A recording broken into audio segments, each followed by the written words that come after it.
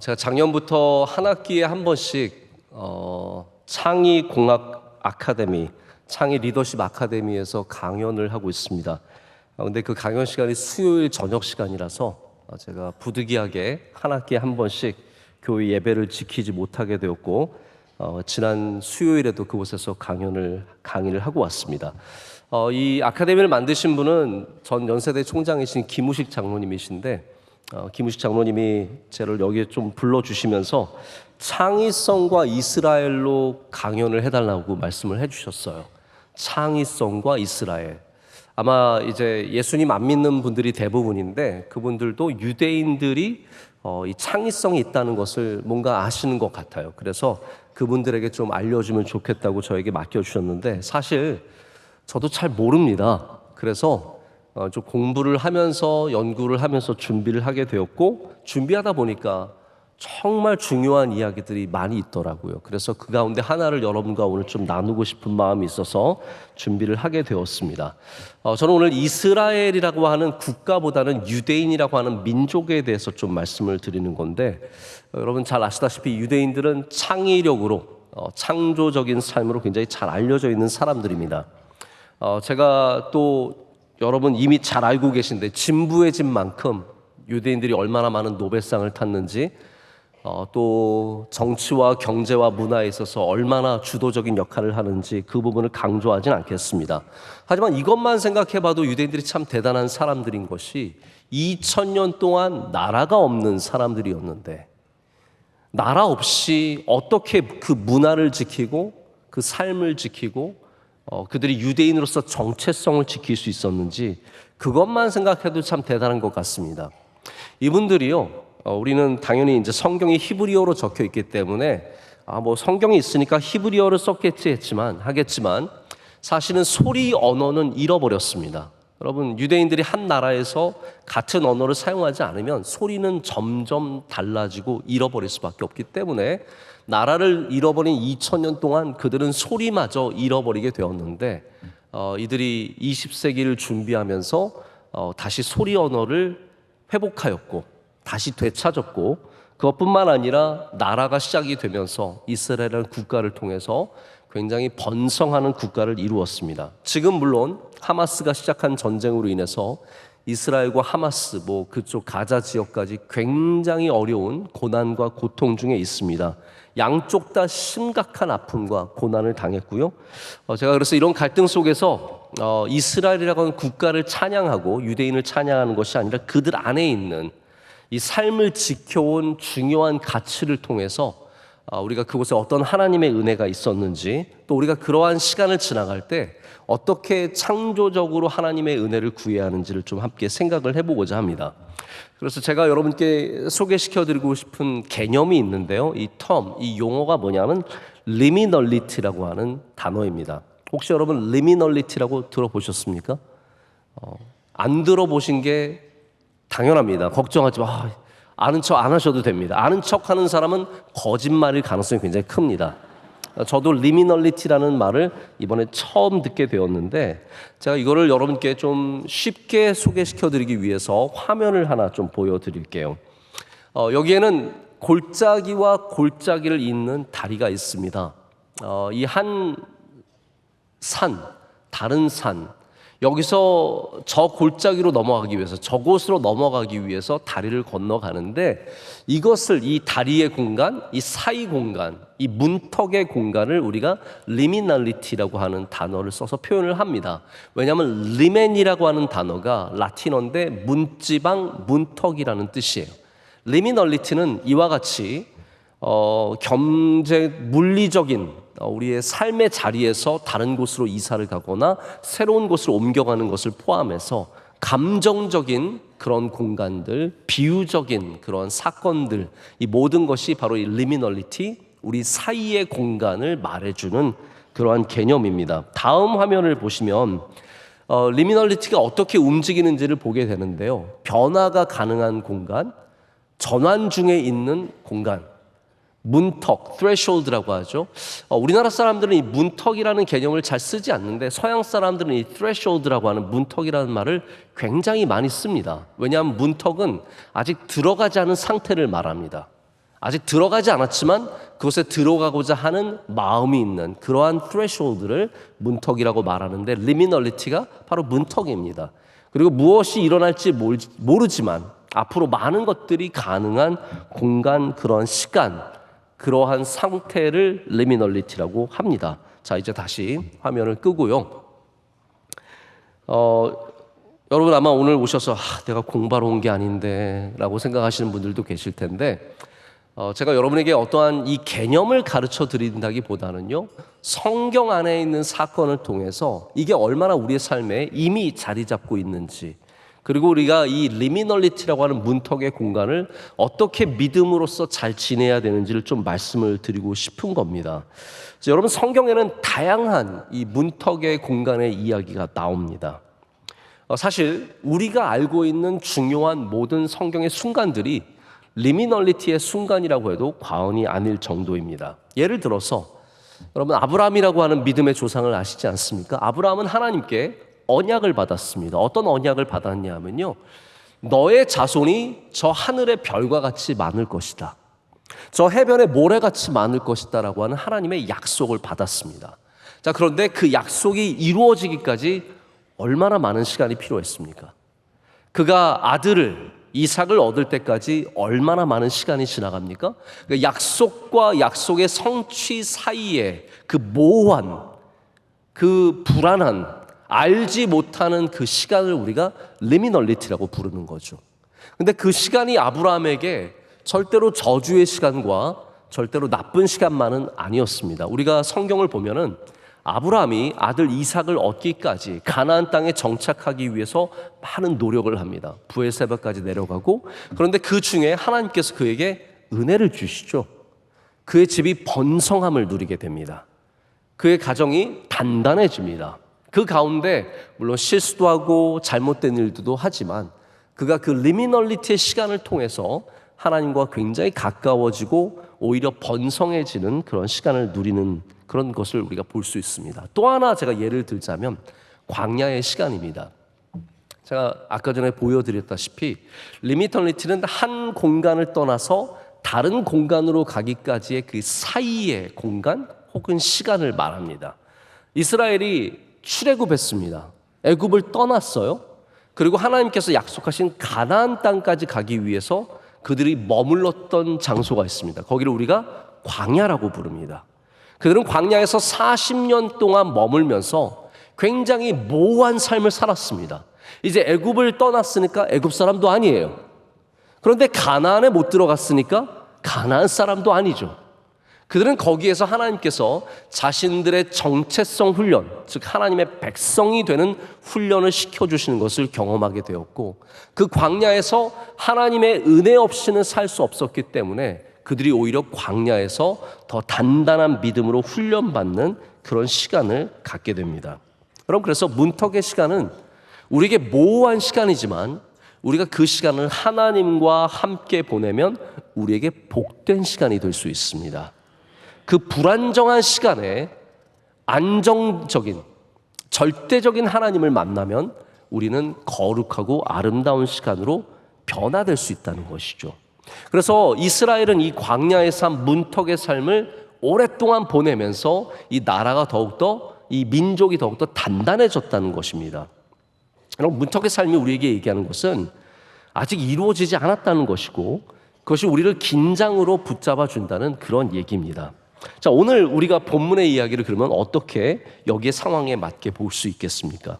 야곱의 상황 역시 문턱의 삶을 지나가고 있는 가운데 있었습니다. 여러분, 야곱 들어보셔서 아시죠? 아브라함의 아들, 이삭의 아들 야곱입니다. 그래서 이 세 명을 쉽게 외우는 방법은 아이야예요. 아이야. 아브라함과 이삭과 야곱입니다. 근데 야곱은 할아버지 아브라함과도 좀 다르고요, 아버지인 이삭과도 좀 다릅니다. 이분이 아주 독특한 분이에요. 제가 야곱에 대해서 할 말이 참 많은데 오늘 좀 거기에 대해서 여러분께 조금 소개할 시간이 있을 것 같습니다. 야곱이 장자권을 자기의 형인 에서에게서 뺐죠. 속여서 뺐습니다. 그리고 나서는 이제 형도 무섭고 상황이 이상하게 변해가니까 어머니 리브가가 너는 안 되겠다. 도망을 쳐라. 가라. 라고 해서 그의 외삼촌이죠. 리브가의 오라비인 이 라반의 집에 보냅니다. 가는 중에 그 루스라고 하는 도시, 루스가 지금의 베델입니다. 베델에서 하나님이 나타나셔서 그에게 약속해 주십니다. 아브라함과 똑같은 약속을 해주세요. 너를 번성하겠다. 너의 자손을 늘려주겠다. 근데 그 약속을 받고 나서 이제 외삼촌 라반의 집에 가게 됩니다. 근데 거기 가서 그의 사촌인 라헬을 보면서 깊은 사랑에 빠집니다. 그래서 라헬을 얻기 위해서 열심히 일하죠. 근데 이 라반이, 이게 참 여러분 성경에는 아이러니한 사건들이 많은데, 야곱이 속여서 장자권을 받았는데 그가 결국은 삼촌한테 엄청 속습니다. 그래서 항상 여러분 뛰는 놈 위엔 나는 놈이 있다는 걸 아셔야 돼요. 야곱이 속이는 삶을 살다가 결국은 자기가 여러 번 속게 됩니다. 오늘 말씀에도 품삯을 몇 번 속였다고요? 10번을 속였다고요. 여러분, 그래서 라반 같은 악덕 기업주가 없어요. 이 사람은 굉장히 문제가 많은 사람이고요. 라반은 정말 위험한 사람이에요. 그래서 어느 정도냐면 나중에는 야곱을 사실은 해칠 생각도 있었어요. 그래서 야곱이 오늘 고백하는데 하나님께서 자기를 라반에서 지켜주셨다라고 얘기를 할 정도로 사실 라반은 자기의 잘됨에만 모든 것이 꽂혀 있었던 사람입니다. 그래서 10번이나 품삯을 바꾸는 가운데 번 게 하나도 없어요. 근데 하나님께서 지혜를 주시죠. 너가 양떼 가운데 얼룩진 것, 점진 것, 아롱진 것, 그것만 네 것이 되겠다라고 얘기를 하면은 하나님께서 거기에다가 축복을 해주시는 겁니다. 그래서 많은 재산을 얻게 되고 결국은 이 삼촌이 자기에게 아무것도 해줄 것이 없다는 것을 알게 되고 하나님의 말씀을 받고 가족들과 함께 라반을 떠나서 탈출하게 됩니다.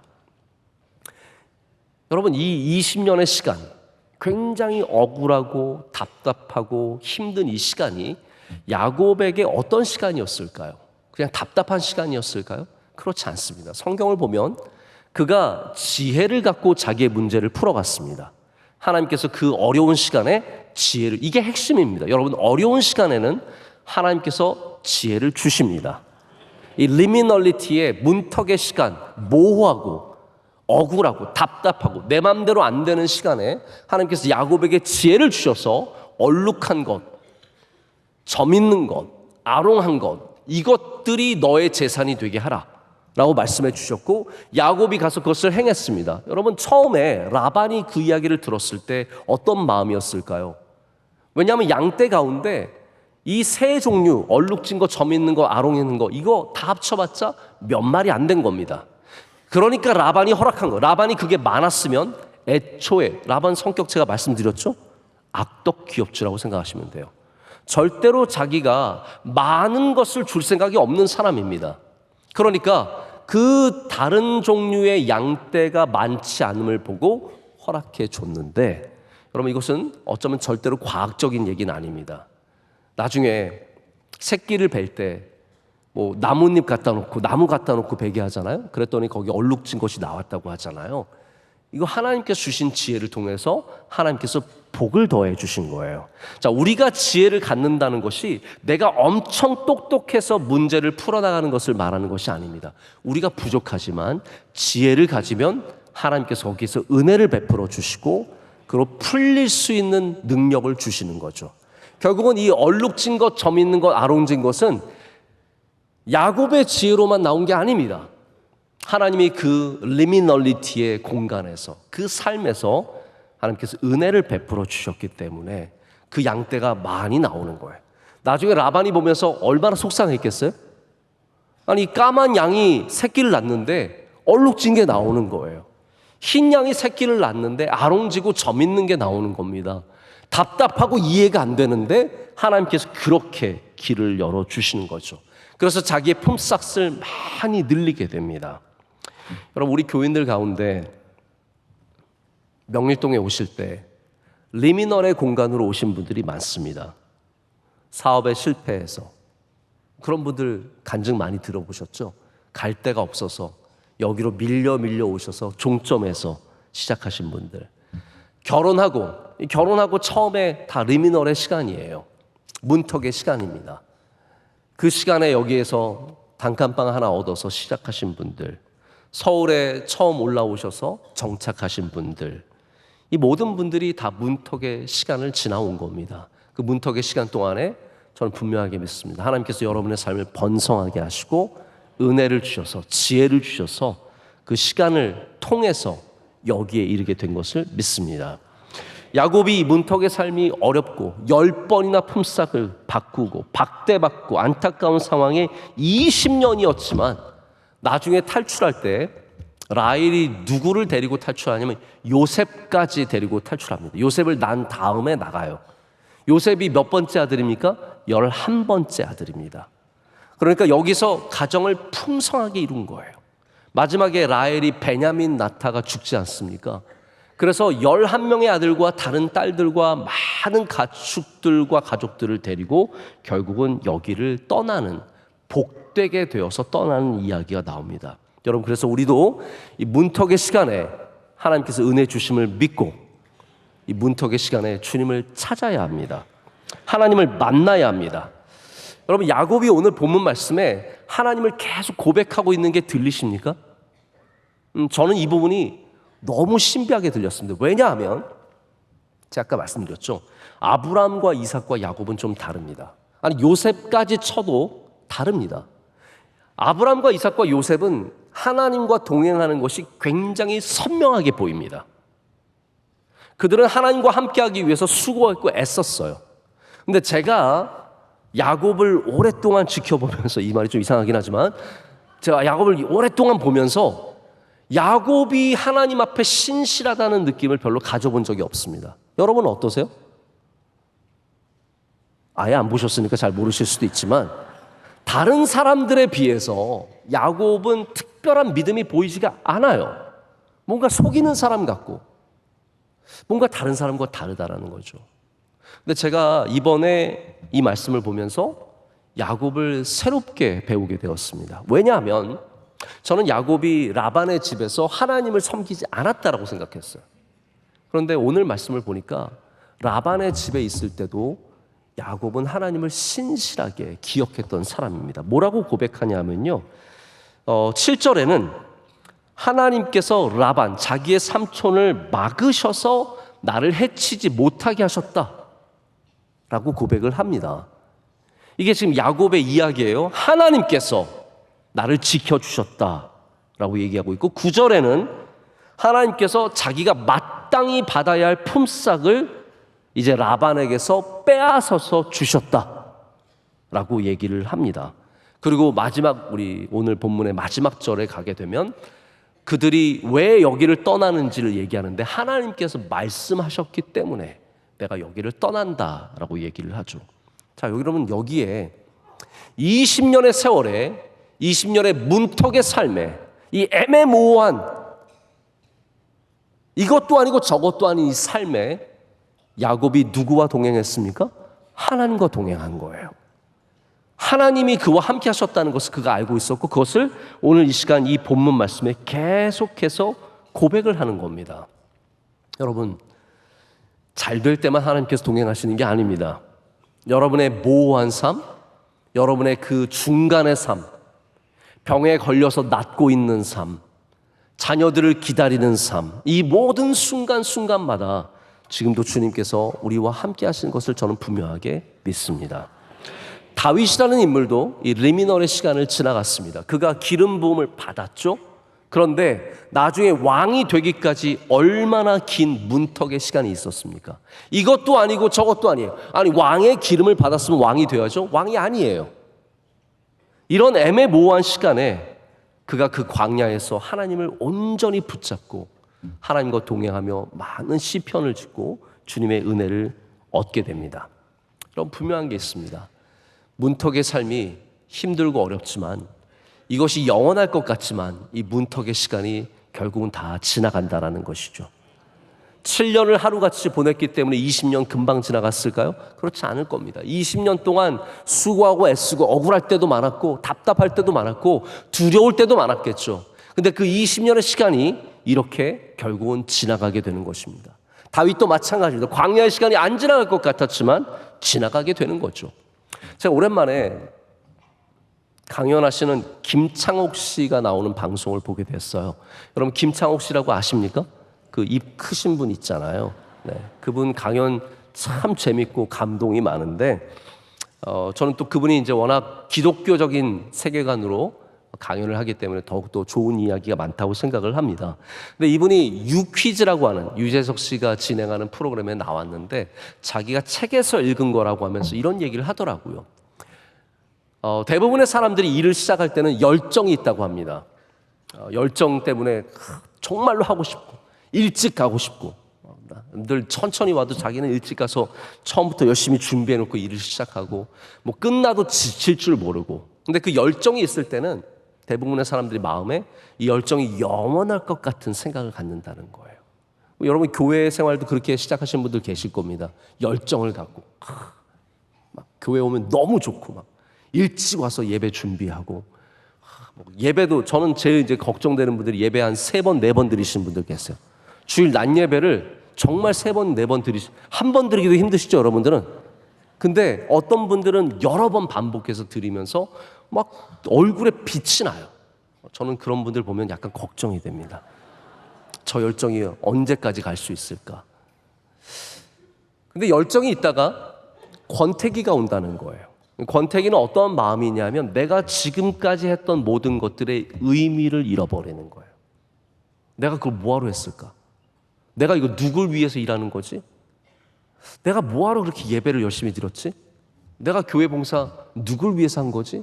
다 모든 것의 의미를 잃어버리고 그렇기 때문에 다 힘들게 느껴지는 거죠. 근데 이분의 말씀은 그거예요. 그 책이 얘기하는 바가 권태기도 영원한 것은 아니라는 거예요. 이게 끝나지 않을 것 같은데 이 시간도 지나가고 그리고 마지막에는 안정기에 들어간다라는 얘기를 할 때 제가 굉장히 공감을 하게 되었습니다. 여러분 우리가 이 리미널의 문턱, 문지방의 삶이 이 시간이 영원할 것 같지만 그렇지 않다라는 거예요. 지나간다라는 겁니다. 그렇기 때문에 잘 지나가야죠. 이 시간을 잘 보내야죠. 그러기 위해서 우리는 이 시간에 함께 하시는 하나님을 붙잡고 하나님이 주신 지혜를 가져야 하고 그냥 흘려보내는 시간이 아니라 번성하는 시간으로 만들어야 된다는 겁니다. 야곱처럼 지혜를 갖고 얼룩진 것과 점 있는 것, 아롱진 것을 찾아내서 거기서 나의 삶을 풍성하게 만드는 그러한 유대인들이 가졌던 창의력과 창조성을 가져야 된다는 겁니다. 여러분 다시 말씀드립니다. 문턱의 시간은 창조의 시간이 될 수 있습니다. 이스라엘이 가장 창의력으로 뛰어난 민족으로 알려져 있고 거긴 여러 가지 이유가 있습니다. 그들은 성경을 열심히 공부하는 사람들이었고 그것을 통해서 이들은 창의력을 갖게 되었습니다. 탈무드의 이야기, 이 많은 것들을 함께 토론하고 논쟁하면서 이들은 창의력을 더 갖추게 되었어요. 근데 여러분 그것만이 아니라는 겁니다. 이스라엘이 2000년 동안 나라 없이 떠돌면서 수많은 나라에 흩어져 살았습니다. 여러분 중국에도 유대인들이 살았던 거 아십니까? 이스라엘의 박물관에 가면 중국 스타일로 지은 그들의 회당, 시나고그가 옮겨져 와 있습니다. 중국에도 유대인들이 살면서 그들의 믿음을 지켰고요. 다양한 곳에서 유대인들이 살면서 전통과 문화와 신앙을 지켰습니다. 근데 그들에게 있는 문제가 뭐냐 하면 그 나라 사람도 아니고 이스라엘 사람도 아닌 문턱의 삶을 살았다는 거예요.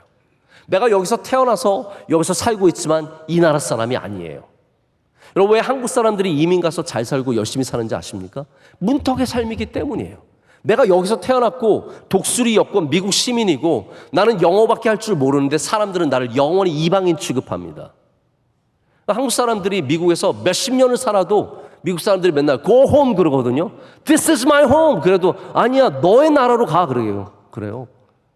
그러니까 그 문턱의 삶에서 창조력과 창의성과 투쟁이 아니면 살아날 수가 없는 거예요. 유대인들이 작은 민족이지만 그들이 핍박과 어려움에 담대하고 절대로 지지 않고 끝까지 싸우는 이유가 바로 이들이 문턱의 삶을 살았기 때문이라는 겁니다. 문지방은 모호성을 갖고 있습니다. 질서가 해체되고 유동적이 되고 새로운 질서를 확립할 수 있는 가능성이 있는 곳이 바로 그곳입니다. 여기서 유대인들은 바로 그들의 민족의 특이한 이 창의성을 갖게 된 것이죠. 제가 음식을 한번 생각해 봤어요. 지난 금요일 날 제가 짜장면을 먹었거든요. 여러분, 짜장면, 괜히 이런 말씀 드리는데 지금 점심시간 다가오는데 짜장면 참 맛있지 않습니까? 짜장면을 누가 만들었습니까? 우리나라에 사는 중국 분들이 만들었어요. 중국에 가면 짜장면이 있어요? 없어요? 없습니다. 중국에 가서 아무리 중국식으로 짜장면 달라고 해도 안 줍니다. 왜냐하면 이 문턱의 삶을 살아가는, 한국에 살아가는 중국 분들이 여기서 살기 위해서 창조적으로 만들어낸 음식이에요. 여러분, 짬뽕 누가 만들었습니까? 일본에 사는 중국 분들이 만든 거예요. 그래서 짬뽕이 여러분 우리나라 말이 아닙니다. 짬뽕, 일본 말이에요. 거기 살아가는 분들이 거기서 이거 저것 갖다 놓고 막 끓이다 보니까 그게 짬뽕이 된 거예요. 그래서 한국 사람들은 그 허물건한 그 나가사키 짬뽕을 먹을 수 없어서 거기다 고춧가루 팍팍 넣다 보니까 우리가 빨간 짬뽕이 된 거죠. 근데 이것도 다 문턱의 삶을 살아가는 사람들이 만들어낸 거예요. 문턱의 삶을 살아가다 보면 이렇게 창조적이 될 수밖에 없습니다. 여러분, 어느 문턱에 있든지 하나님이 주시는 지혜로 창조적이 되시길 축복합니다. 다윗을 생각해 보십시오. 다윗이 만약에 장수로서 골리앗을 만났더라면 그가 물맷돌을 썼을까요? 칼을 썼을까요? 그가 칼을 썼을 겁니다. 근데 그는 장수가 되기 전에 문턱의 상황에서 골리앗을 만났어요. 어린 소년이에요. 용감해요. 그러나 갑옷이 안 맞아요. 사울이 말하기를 내 갑옷을 입고 한번 싸워봐라. 근데 입어보니까 전혀 안 맞습니다. 그걸 입고 싸우러 나가면 바로 죽을 거예요. 그러니까 저는 맨몸으로 싸우겠습니다. 내 칼을 들어봐라. 안 맞아요. 저는 물맷돌 쓰겠습니다. 여러분, 다윗의 창조력이 어디서 나왔습니까? 그가 성장한 베테랑의 장수였으면 절대로 물맷돌 못 던집니다. 그러나 그가 문턱의 위치에 있었기 때문에, 장수가 아니었기 때문에, 전쟁을 해본 적이 없기 때문에 가서 물맷돌 골라와서 골리앗에게 던져 골리앗을 죽이게 된 겁니다. 여러분, 우리의 삶이 문턱의 삶이라고 해서 절대로 위축되지 마시길 축복합니다. 거기서 얻는 지혜와 거기서 얻는 하나님이 주시는 것들이 우리에게 가장 강력한 무기가 될 수 있고, 이렇게 아롱진 것으로도 부유해질 수 있듯이, 얼룩진 것으로도 부유해질 수 있듯이, 여러분의 삶이 문턱의 삶이라고 할지라도 하나님이 주시는 지혜가 있으면 번성하는 삶이 될 줄로 믿습니다. 자, 이제 제가 말씀을 정리하고 맺고자 합니다. 오늘 본문에 우리가 읽지는 않았지만 몇 절 뒤에 야곱이 라헬과 함께 도망치는 이야기가 나옵니다. 라헬만 있는 것은 아니지만 라헬이 주인공이 되어서 나옵니다. 라반이 양털을 깎기 위해서 집을 비웠습니다. 우리 다윗의 이야기에서도 보지만 양털 깎는 그때는 잔치입니다. 양털 깎다가 양이 딱 죽으면 안 됐네 하면서 양 잡아먹는 거예요. 그러니까 얼마나 많은 양을 먹을 수 있는 좋은 때입니까? 많은 사람들이 기뻐할 때입니다. 그때 야곱이 생각하기를 이때다. 이건 하나님이 주신 기회다. 우리 이제 나가자라고 해서 온 가족들을 데리고 탈출합니다. 근데 라헬이 뭘 하나 챙겨갑니다. 잠깐만요. 저 이거 꼭 가져가야 돼요. 하면서 아버지의 집에 들어가서 가져 나온 게 있습니다. 그게 뭡니까? 드라빔이라고 하는 우상입니다. 드라빔은 이 고대 사회에 있었던 우상 중에 하나인데, 이 가나안 지역에 있었던 우상이죠. 드라빔은 한마디로 말하면 가신이에요. 집을 지키는 우상입니다. 우리 집을 번성하게 하고 건강하게 하고 막 그런 잡다한 신 중에 하나예요. 짐승의 모양을 갖기도 하고 사람의 모양을 갖기도 한 정체성도 없는 그러한 신입니다. 우상입니다. 근데 라헬이, 여러분 생각해 보세요. 야곱이 하나님 믿었으니까 라헬도 하나님을 알았겠죠. 근데 왜 이 드라빔을 붙잡고 가겠다고, 꼭 그걸 가져가겠다고 합니까?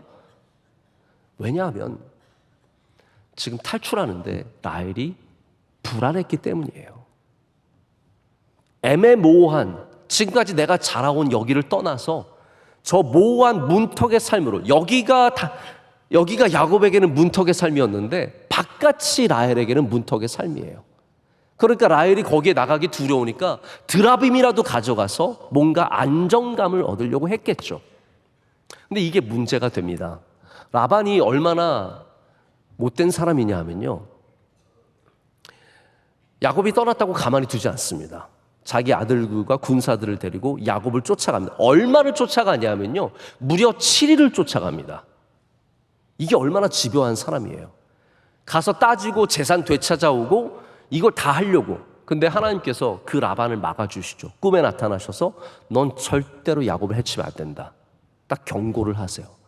그래서 결국은 이제 쫓아가서 야곱을 잡았을 때 내가 너를 해치진 않겠다, 너에게 다른 거 요구하진 않겠다, 그러나 드라빔은 내놔라 그래요. 야곱은 이 사실에 대해서 전혀 모르고 있었기 때문에 드라빔이라뇨, 장인어른, 그거 우리 가져오지 않았습니다, 이거 가져간 사람 있으면 죽이십시오, 이 정도로까지 말을 해요. 그런데 라헬이 감사하게 이거를 지혜롭게 잘 숨겨서 보존하게 되고 그리고 헤어지게 됩니다. 여러분, 참 안타깝지 않습니까? 우리 예수님 믿는다고 해도요, 하나님 믿는다고 해도 불안해지면 드라빔을 찾습니다. 우리 애매모호한 이 문턱의 삶에서 하나님을 더 의지해야 되는데 우리는 자연스럽게 드라빔을 찾습니다. 그래서 예수님 믿는다고 하지만 불안하면 점치러 갑니다. 불안하면요, 예수님 믿는 사람들 중에서도 아주 신비한 일을 하는 사람 찾습니다. 예언하는 사람 찾습니다. 예언하는 사람 괜히 찾아가지고 그 사람한테 가스라이팅 당하고요, 뭐 기도에 능력 있는 사람 찾아다니면서 기도로서 뭔가를 자꾸 들으려고 하죠. 왜냐하면 불안하니까 그런 거예요.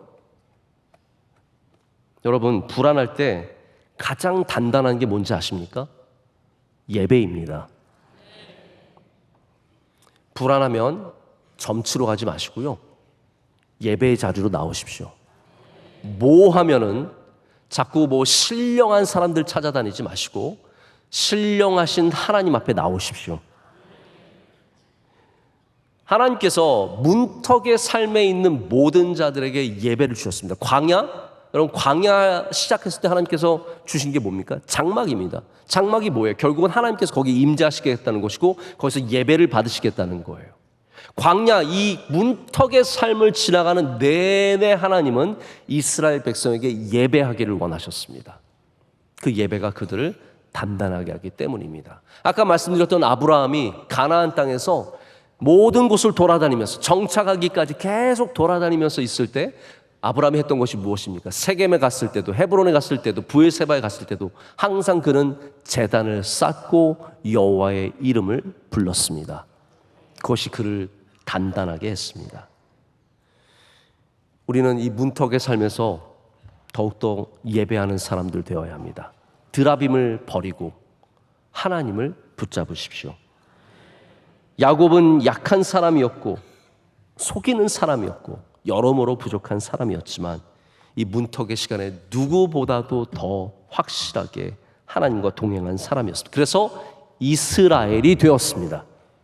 이스라엘이라는 이름은 야곱에게 주신 하나님의 주신 이름입니다. 여러분, 이 문턱의 삶 속에서 여러분도 이스라엘 되시길 축복합니다. 문턱의 시간 속에, 문턱의 세월과 공간 속에서 하나님을 붙잡으시고 하나님을 찾으시고 하나님과 동행하신 여러분 되시기를 축복합니다.